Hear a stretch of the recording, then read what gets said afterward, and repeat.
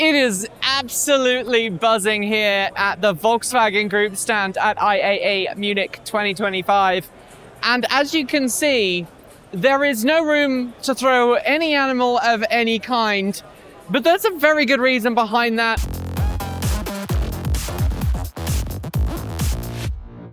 This is the combined group stand for Volkswagen, for Audi, for Porsche, for all of the Volkswagen Group brands. And obviously this is the main stage. Behind me we've got some really important EVs that have debuted this year in various guises. The first car to debut here at the show is the ID Concept. It is a new concept vehicle. Volkswagen says it's, quote, near production ready. It is based on the MEB platform. It is a front-wheel drive crossover. I know, another one. The crossover craze has really caught on in Europe. Unfortunately, cars are getting bigger here, just as they are in the US and the rest of the world. Now, Volkswagen says that the ID Concept previews a production vehicle that we will see next year. Volkswagen is really heavily leaning into the concept of making crossover EVs. Obviously, we've seen that with the ID.4 and some of the other concept vehicles that Volkswagen has provided us over the last few years. Unfortunately, as you can see, the stage is so buzzing right now. I don't know if I can do much of a walk around, but we will have some B-roll to share with you from that. Also unveiled here is Porsche's new wireless charging technology, which previews a future where you'll just be able to drive your Porsche into the garage, park, and it will automatically charge. Now, I know lots of people have had mixed feelings over the last few years about wireless charging technology. Some people are fans of it. Some people are like, we haven't even got conductive charging sorted yet. As you may or may not know, I used to have a wirelessly charging Nissan Leaf, and the technology was so-so. It's not something that I would pay a huge premium for, but it's something that Volkswagen Group and other brands are looking into, particularly for their higher end premium models and marques, which is why Porsche is obviously looking into it for its Porsche EVs. It's cleared up a bit, so I've finally been able to get to the Volkswagen ID Polo. Now, a couple of important things to note here. First, the Polo nameplate is 50 years old this year, which is, it's kind of difficult for me to grok because I grew up around the Polo. It was a very popular brand in the UK when I was younger. And over the last few years, obviously, like the rest of Volkswagen's vehicles, the Polo has got a little bit bigger. It used to be much smaller. Just like the Golf, it has put on a few pounds over the years and added extra features. The other thing I want to note here is that the ID Polo is the very first electric vehicle from the Volkswagen brand that utilizes a nameplate from its past, or current, depending on how you want to look at it. Up to this point, Volkswagen's ID family of vehicles have had unique names. So you've had the ID.3, you've had the ID.4, the ID.7, the ID.5, and many people have looked at the ID Buzz and gone, yes, isn't the ID Buzz the first vehicle to use this new naming convention? And the answer is no, because the ID Buzz, the Buzz bit of the ID name, was chosen specifically for that van. If it had been called the ID Microbus, that would have been very different. So the honor of using a past nameplate goes to the ID Polo as the very first vehicle in Volkswagen's lineup to do that. It's also important to note that for the first time in Volkswagen's history, it's put the GTi suffix on an EV. Previously, if you wanted a hot hatch feeling EV, Volkswagen slapped on the GTX badge. If it was a diesel vehicle, it would be the GTD. But this is the very first time that we've seen the GTi suffix on a vehicle that doesn't have a gasoline engine. Just think about that for a second.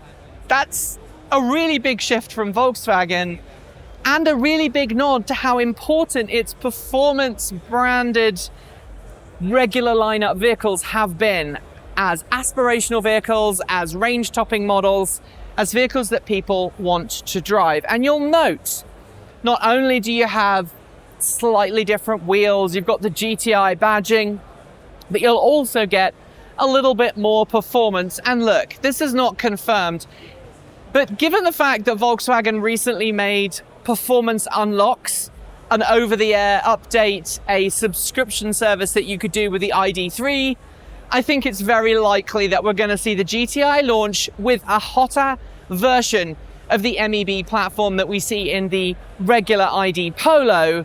But with the ID Polo GTi, we can expect hotter hatch performance and possibly also a little bit of an extra software unlock for those who want to have a little bit extra. Now, that is purely speculation on my part, but I think the pathway is pretty clear based on what we've seen so far. Now, you might be wondering where the Audi Concept C is, because that's supposed to be on the Volkswagen stand too, but it's actually not here right now, which is why I'm not showing you around. But hopefully, here's some B-roll from Audi. Yeah, we weren't able to capture any of our own, but this is a great car, and it previews the new Audi TT, an electric car, of course. It's really cute. And to finish my very quick look around the Volkswagen stand, there are some other vehicles that I haven't really talked about yet. We've got a Cooper concept. We've got a Skoda vehicle here on the stand as well. But this is the one I think that's going to grab a lot of attention. This is the ID Cross. I didn't think I was going to get really close to it, but I have been able to. It looks actually not as bad as I thought it would look. I saw the press photos and I was like, it's a bit boxy, it's a bit chunky. But you know what? This is a vehicle that I think is clearly going to go after the Volvo EX30. It's got that same kind of tall body vibe to it, right? It's got that same kind of back end, same kind of profile. And here at the front, we've got the very short front end. We've got the charge port up here at the front. And we've got those big, chunky wheels. Obviously, these are concept car wheels and they are concept car tires, which always makes me laugh. But I think this actually looks pretty good. And if this is representative of what we can expect from Volkswagen as a production vehicle next year, well, I say bring it. I also want to draw your attention to the fact that there's no fancy hidden door handles. There's no kind of self-presenting door handles or hidden aerodynamic stuff here. This is a normal door handle.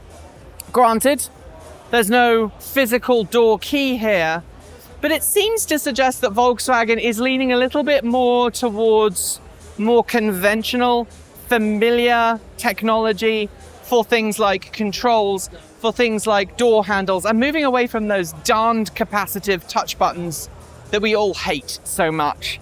I'd love to know what you think about the tour of the Volkswagen stand. I know it was a little bit of a mishmash, a little bit disorganized, but that is the nature of events like IAA Munich. There's more coming on the channel very soon, so make sure you hit subscribe. Thanks for watching us today. You can connect with us on Patreon, Discord, Mastodon, Blue Sky, or through our website. Huge thanks to the amazing folks scrolling by right now. You're the reason we can stay independent and keep making content without corporate influence. And right now is a perfect time to join. Through September and October, we're running our autumn Patreon drive. Sign up and you'll not only support the channel, but you'll also get an exclusive piece of digital art from Erin. Want to see your name here too? Support starts at just $1.50 US a month, and you can even gift memberships. And of course, a massive welcome to our newest members: NYTMR, Chris Wright, C&K Adventuring, Andy Pyatt, Gerald Eden, Carlacos, Chip Chandler, Robert Nelson, 00 Critical, Tom Fagden, Barry 2379, Mike Coffeen, James River, Eric Knack, Hans Rose, DW, Merrill Fratkin, Kristen Rasmussen, MX Menivar Vargas, Stephen Nichols, Panther Legion, Kitsa Prida, Bark Eater J, Jeff Good, Conrad Zalance, Frank Snyder, Jeffrey Smith, Tony Roberts, Matthew Frake, Jacqueline Cockburn, Fritz Coker, trans vegan cyclist, Jade Diaz, Laura Shear-Clark, Everett Garnett,